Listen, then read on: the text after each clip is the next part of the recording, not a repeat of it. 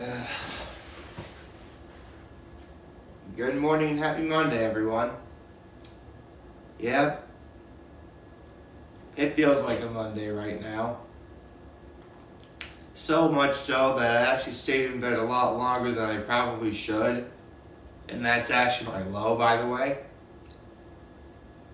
And I still feel exhausted. Um, I mean, I was in bed for 7 hours. See, that's the thing. Like, you can be in bed, but like, unless you fall asleep or and stay that way, or if you have to like get up and use the bathroom, is that really considered, X number of hours of sleep? I don't know, but oh yeah, another part of my love. It's still cold outside. Very cold outside. It is supposed to be better though. Like, last night I looked and it's going to be, like, the highs this week are all going to be in the 20s. With today especially being very sunny. Which sounds really nice. Not to mention, like, I know yesterday's video was kind of like something that you probably didn't want to hear or want me to talk about, so I'll say this. If for whatever reason January of 2026 really wasn't that great of a year for you, you're in February now. New month, clean slate, let's do this. And I can tell you that my high and my act of kindness all involves being around with family. I got to see my family yesterday, and I got to help my parents watch my nephews. It was actually pretty great. And, I got to talk with my father a little bit because, with the Super Bowl less than a week from now, we're kind of wondering, like who's going to win, And upon further examination, we both came to the same conclusion. I don't want to give away what it is yet because, man, it's so crazy. Like, after this upcoming Sunday, I'm not going to be wearing my jersey again until, late August, possibly early September, this year.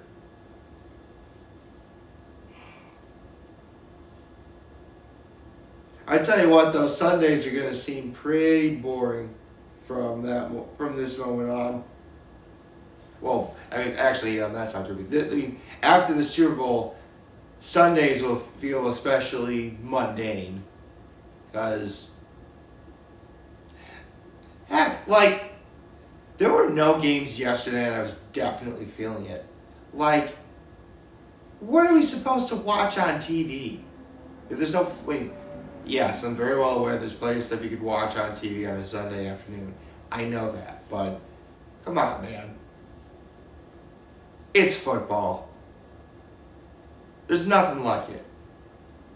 I mean, yeah, we do have hockey and going on, and we have basketball going on right now. Baseball should be starting up soon. Any MLB fans out there? But other than that, not much. So, with all that said, now that it is February and things are sort of back to normal, we have a new One Piece Manga Chapter to read. And if I'm correct, it should be the third One Piece Manga Chapter of 2026. I'll look to make sure.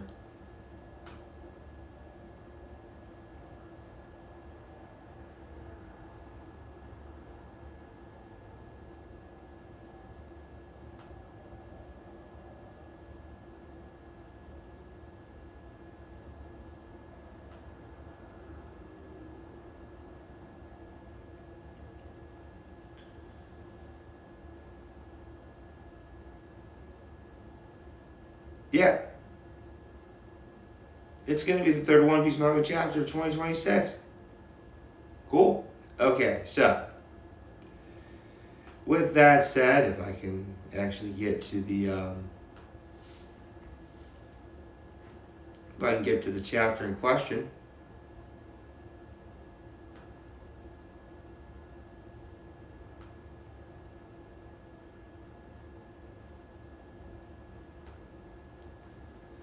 One Piece Chapter 1172, The Elbath I Dreamed of.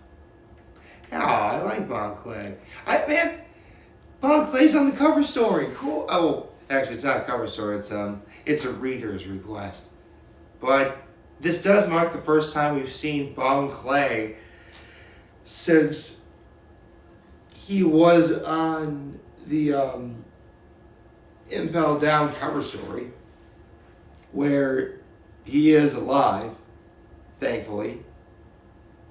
So, man, I really hope, listen, Lord knows it's going to be a who's who of who's going to be in the final war in One Piece. I hope Bon Clay stages another breakout, because him being there is going to be huge. Ooh. Although that does remind me, because Kazuki Yao, who was the voice of Frankie, is also the voice of Bon Clay. I wonder how that's going to work out. I don't know. Anyway. Again, One Piece Chapter 1172, The Elbath I Dreamed of. Okay.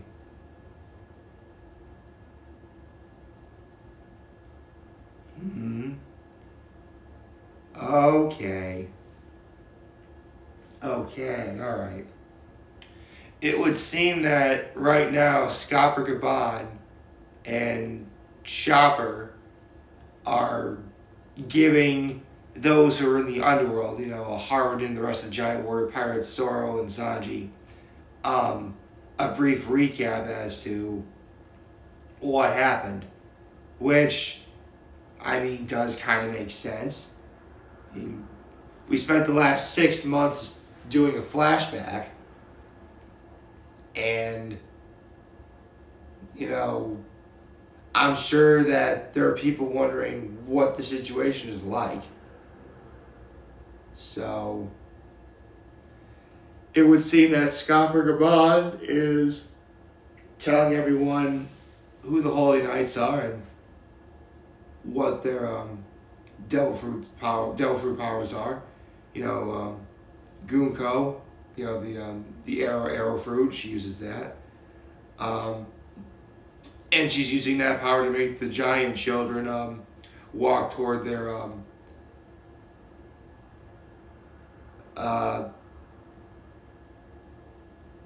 get to the boat and then lose everybody at sea. That's the plan. Okay?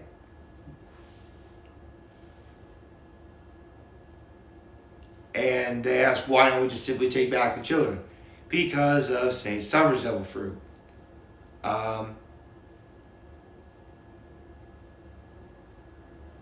And remember, Saint Summers' thorns, they do appear invisible to the naked eye, but they're basically surrounding the children. And if the children bump into them, those thorns will hurt them. If anyone tries to grab the children, they'll be hurt with the thorns as well.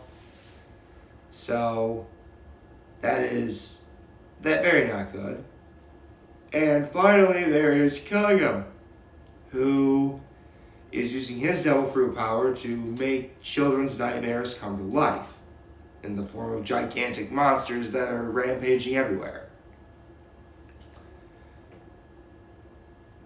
And we still have to deal with the Domi Reversi giants as well. So there's definitely a lot to undo.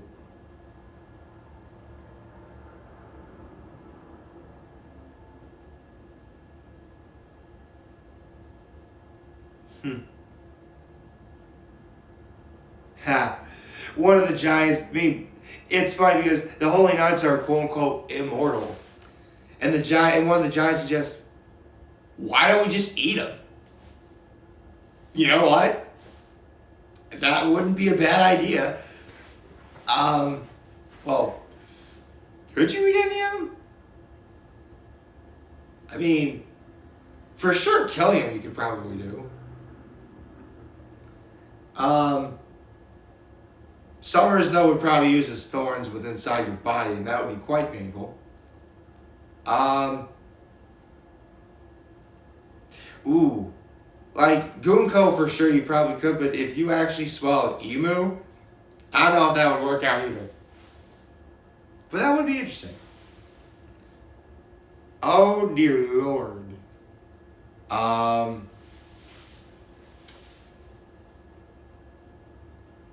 It's beyond anything I imagined.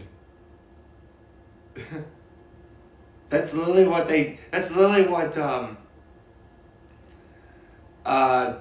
one of the characters just said here.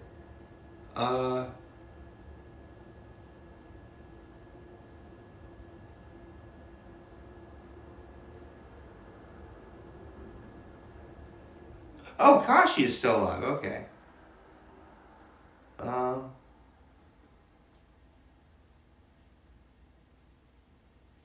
Okay. Okay, so Kashi is warning everyone that that Dorian Bragi and the rest of the Dome University Giants are going to attack Jarl.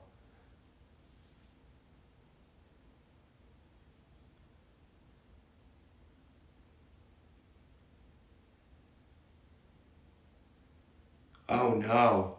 Remember I mentioned earlier that there's 10 children that are hostages? One of them is Rhodes' brother, Bjorn.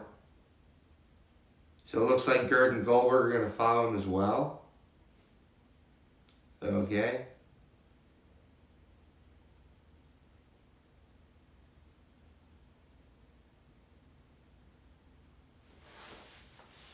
Okay.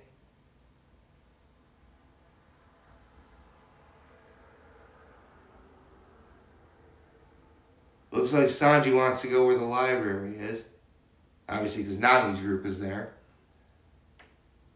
Okay, let's see what's going on next. Oh, cool! Oda drew a map of everything going on.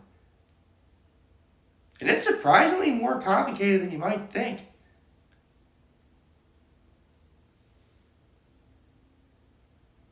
Okay, it's the capture shows Usopp, Nami, Robin, Jinbei.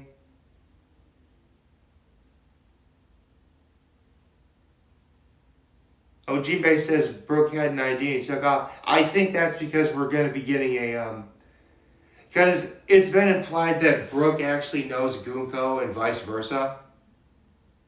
And they're definitely setting something up for that. Which I think it's going to be it's probably going to be really touching and really sad too.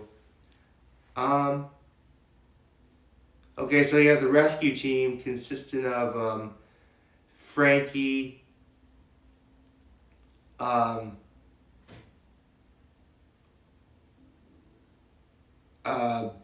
everyone else, okay.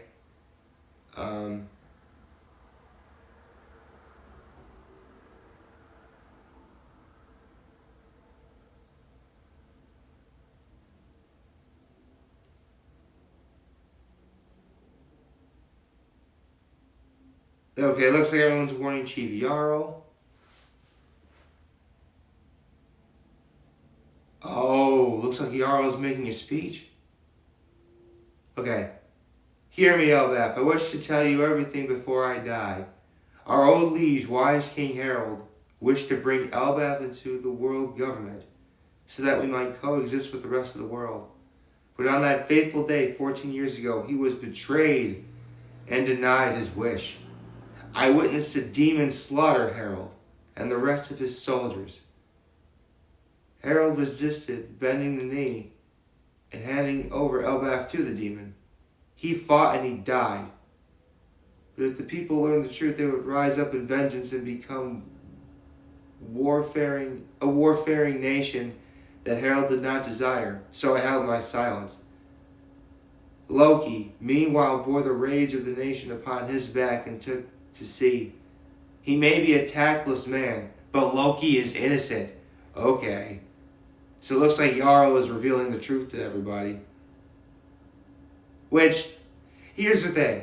It is a tad inaccurate because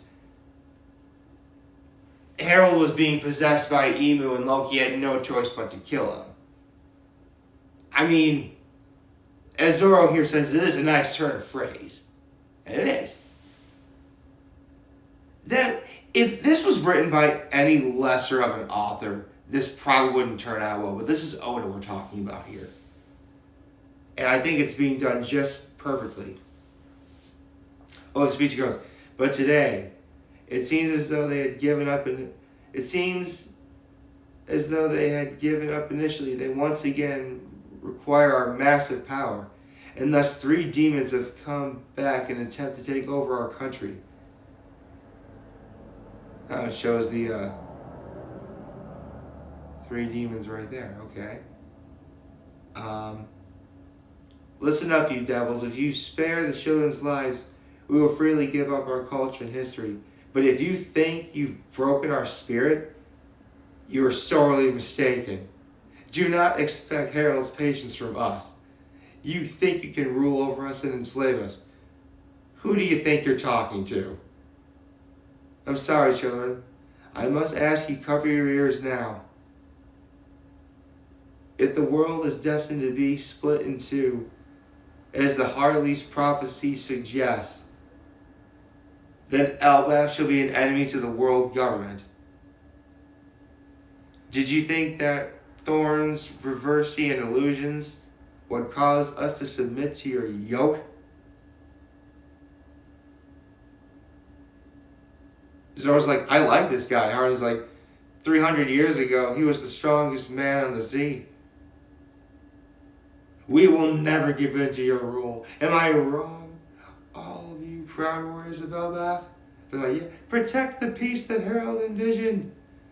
Dude, this speech is awesome, dude. This is so cool.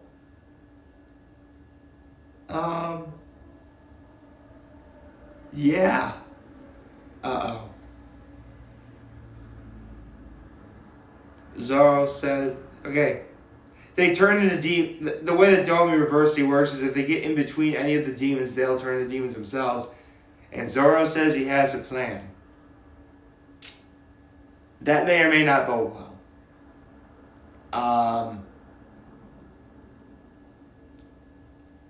No, it doesn't, actually. Here's the thing, like, Zoro and Luffy think very much alike. I mean, granted, if this was Luffy saying that, I really would be concerned. Because you know it's going to be wacky and crazy and will probably make absolutely no sense. Zoro, on the other hand, though, thinks with a substantial much more amount of logic. So there is a reason to worry. Oh well. Luckily we're getting a chapter next week, so hopefully Zoro's plan won't be incredibly crazy. And hey, it'll be right after the Super Bowl as well. So that gives us even more to look forward to. Hope you all like this video. If you'd like to start a YouTube channel, follow me on social media. As always, I'm doing this video for all of you guys who are watching. Joe for today. Hope you have a wonderful, wonderful, wonderful Monday. And remember, if you guys want to talk channels, we're here to lend. Always back. Take care and make good choices. 607 all day, baby.